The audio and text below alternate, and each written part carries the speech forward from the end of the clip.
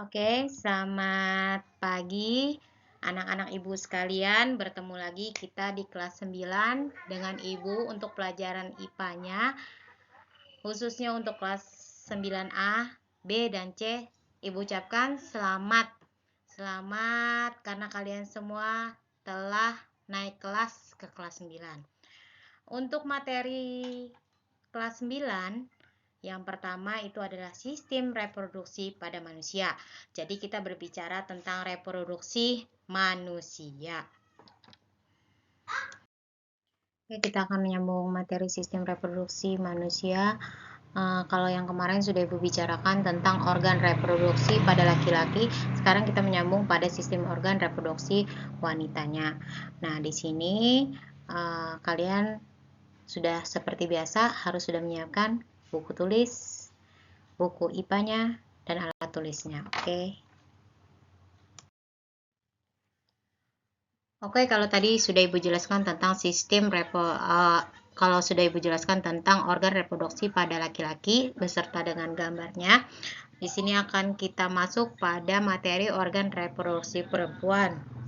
Seperti halnya organ reproduksi laki-laki, organ reproduksi perempuan juga terbagi menjadi dua, yaitu organ bagian luar dan organ reproduksi bagian dalam.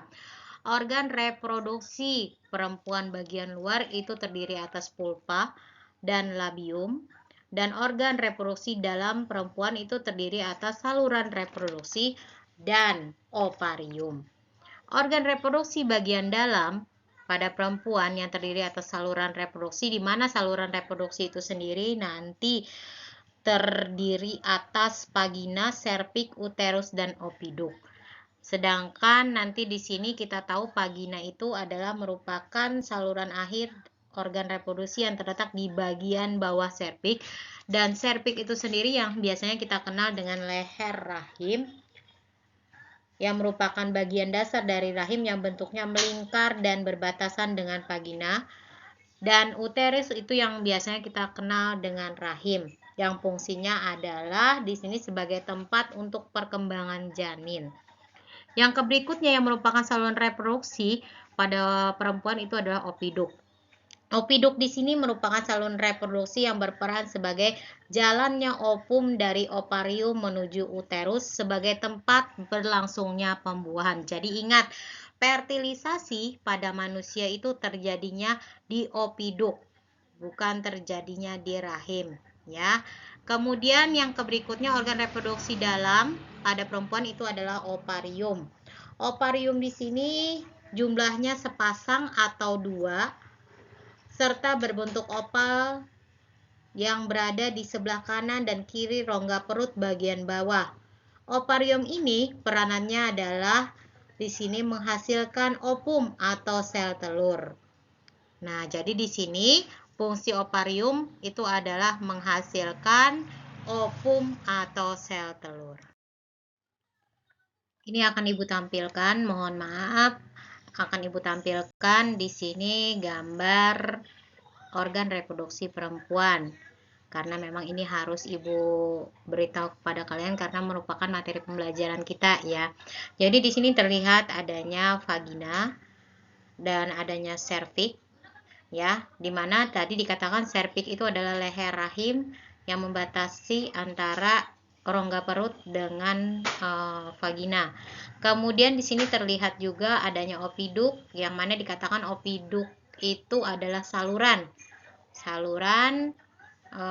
di mana ovariumnya matang di bawah menuju uterus. Kemudian juga terlihat adanya ovarium yang jumlahnya sepasang, ya, sepasang di kanan dan kiri. Nah, jadi bisa kalian lihat bagian-bagian dari organ reproduksi perempuan tersebut dan letaknya.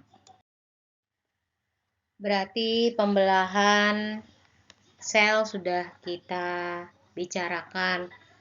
Organ reproduksi baik laki-laki maupun perempuan juga sudah kita bahas. Sekarang kita ingin mengetahui proses apa sih yang berlangsung di dalam organ reproduksi laki-laki maupun perempuan tersebut. Nah, di sini kita tahu ya bahwa salah satu keteraturan yang diciptakan Tuhan Yang Maha Esa itu adalah di sini adalah sistem reproduksi. Setiap organ yang diciptakannya didesainnya sedemikian rupa sehingga sesuai untuk melangsungkan proses atau fungsi tertentu. Itulah kebesaran Tuhan, di mana kita tahu Tuhan sebagai yang menciptakan kita, Dia sangat begitu hebatnya bisa menciptakan organ yang bisa didesain untuk menjalankan proses dan fungsinya di dalam tubuh kita. Nah, kemudian proses yang berlangsung dalam organ-organ reproduksi di sini yang pertama adalah spermatogenesis. Spermatogenesis adalah proses pembentukan dan pemasakan sel telur laki-laki. Ingat, spermatogenesis di sini adalah pembentukan dan pemasakan sel kelamin laki-laki yang berlangsung di bagian testis. Ingat, terjadinya adalah di bagian testis. Spermatogenesis berlangsung melalui beberapa tahap, yaitu spermatogonium, spermatosit primer, spermatosit sekunder, spermatid, dan spermatozoa. Itu adalah proses yang terjadi pada sistem organ laki-laki yang disebut dengan spermatogenesis. Yang kedua adalah oogenesis. Oogenesis di sini adalah proses pembentukan sel kelamin perempuan yang berlangsung di bagian ovarium.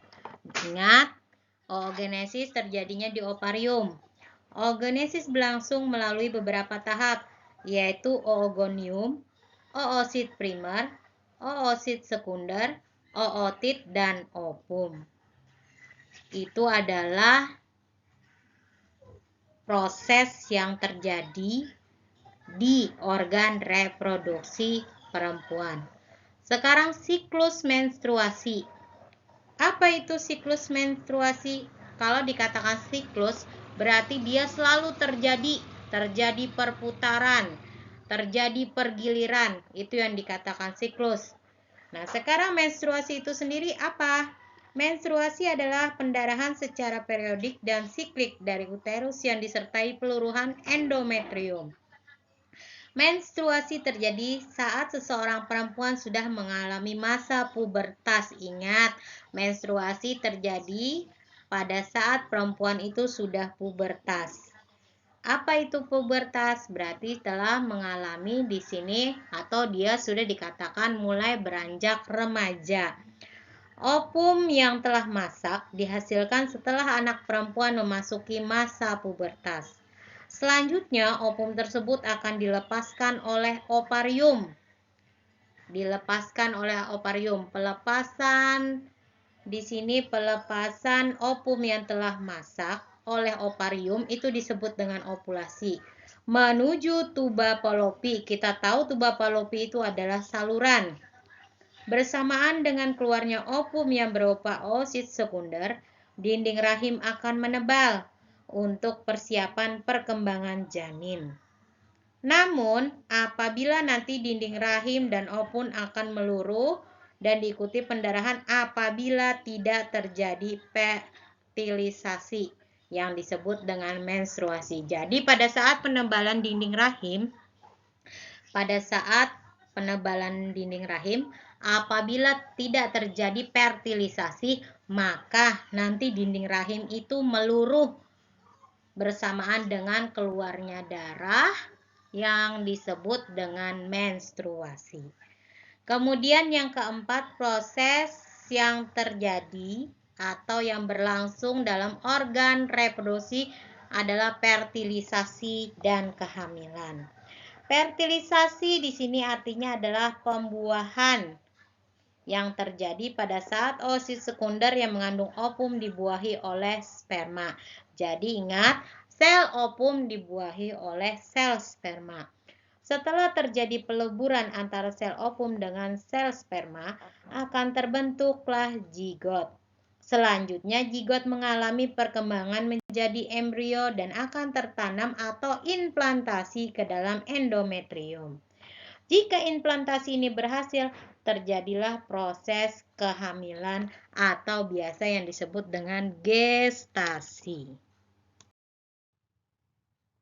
Nah, tadi sudah Ibu bahas tentang spermatogenesis dan oogenesis. Kemudian dari gambar ini terlihat spermatogenesis dan oogenesis itu melalui pembelahan-pembelahan sel.